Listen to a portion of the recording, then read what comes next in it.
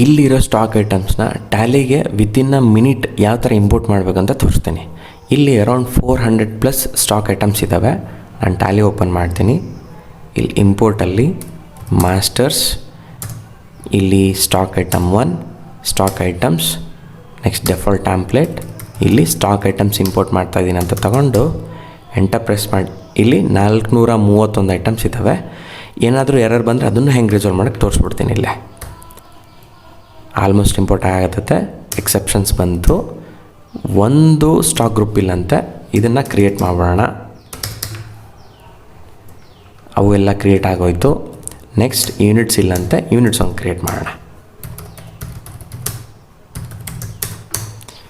ಎಲ್ಲ stock item within a ಮಿನಿಟಲ್ಲಿ create ಆಗೋಯ್ತು.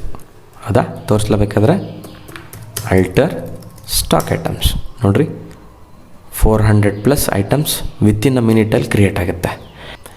ಇದ್ರದ್ದು ಫುಲ್ ವಿಡಿಯೋ ನಾನು ಯೂಟ್ಯೂಬಲ್ಲಿ ಹಾಕಿನಿ.